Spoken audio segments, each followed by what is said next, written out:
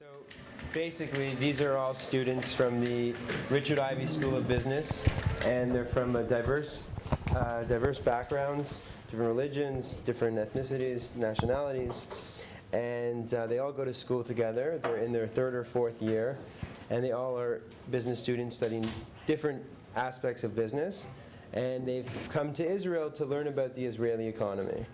And the hope is that they'll be the next Warren Buffett and buy Israeli companies and invest in Israeli companies and help continue to grow the economy of Israel, and also help for building the economy in the whole region so people can live together in peace and security.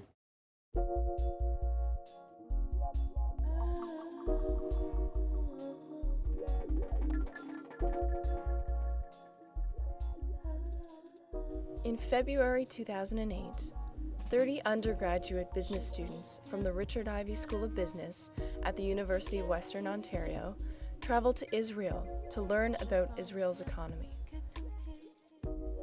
The purpose of the trip was to give students an insider's perspective of the growing Israeli economy, to discover Israel's unique business climate, and to learn about the technological innovations that have originated in Israel. We came up with I think a very, very diverse group of students. I hope that it comes out in the trip that each person on the trip can contribute something. Students met with representatives and executives from Israeli and multinational corporations involved in various industries and sectors. The students toured Teva Pharmaceuticals, Iskar, Israel's Aerospace Industries Limited, an Intel Research and Development Facility, SAP Labs, Mobileye, Given Imaging, and the Tel Aviv Stock Exchange. Among the many people they met, Leon Koffler, former owner of Shoppers Drug Mart, met with the students in Israel to share his personal business success in the Israeli market. Here we're being challenged. How do you think we should respond? Anybody got an idea? I think you should just continue operating the way you have been, because that's kind of taking a stance saying that you're not afraid of the competition.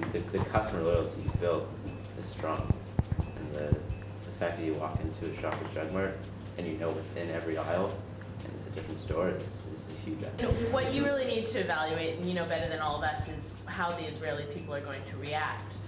Are they going to be willing to pay that premium for your products over your competitors? If your products are the same, I think that you are going to need to go and compete on price in the near term. We're talking about a lot of commodity products here, toothpaste, mouthwash, on a lot of those things, price is the biggest factor for the consumer. So how do you make them come back?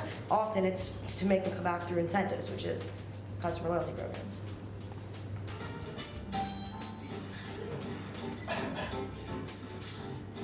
And I'm very interested to hear where your backgrounds are, because you're all right. It's very interesting that we were sitting yesterday, and I got to tell you, I could switch my management if you guys want to join me tomorrow. Stay in Israel, it'd be perfect. I think most of us knew that Israel was doing some pretty amazing things in the high-tech world, but I don't know if any of us really understood how exciting really the opportunities are and the things that are going on here. The students also toured Warren Buffett's recently acquired company, Iskar. And Iskar is one company that is in this industrial park, but it's also an incubator for researchers. I think meeting with some of the high-level executives at these companies have really provided some tangible benefits when we go forward in our business careers, in terms of creating cultures that promote innovation, cultures that really drive curiosity, that has really kick-started an economy that is 60 years old only, right? In addition to Israel's many business leaders, they were privileged to meet with Canadian-Israeli billionaire David Azrieli. Israel is the third company after the US and Canada with the largest listings on NASDAQ. It's the second largest after the US with new patents, more than Japan or Germany, which they are patented in their patent products. One of the common themes of this trip with the students is trying to figure out how building economies and building the infrastructure in Israel is actually going to help improve the crisis in the Middle East. We feel very strongly that a strong Israeli economy, that innovations, what we are doing, will produce a better understanding between the Israelis and Palestinians.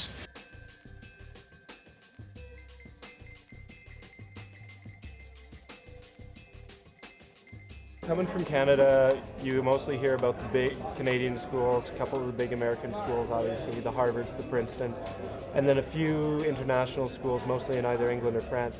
I'd never even heard of the Technion before I came here, but I thought it was fantastic. Brilliant, brilliant people, and it's, I think, going to be really amazing to see what comes out of that school in a few years.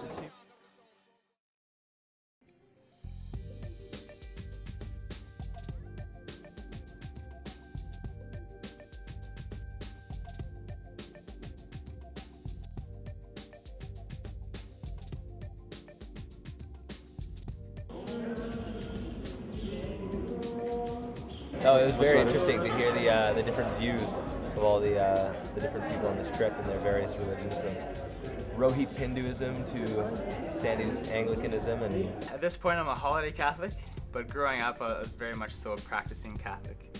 Kelly's Catholicism and Tamara's Judaism, so all very interesting. I actually don't believe in God really anymore, so I guess I would be atheist. Has your perception of religion changed since coming on the trip? I guess living in a Western country, we don't often see how much of a role and how important it is to people until you come to a land like Israel, where it plays a much larger role in society.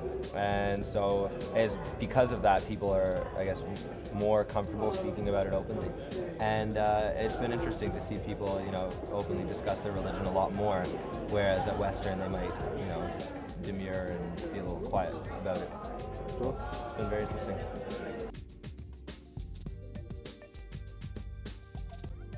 My mom's a little worried because, like, obviously the whole area is just plagued with like all kinds of political things, tons of violence, and like you read things in the newspaper every day with like car bombings and terrorist attacks and all that kind of stuff. But once I got here, I realized like it's just like any city, just like any country. There's going to be areas where it's not safe and there's going to be conflict, but life goes on. And who knows if I got ripped off, but I'm getting a lesson in haggling. Did you bargain?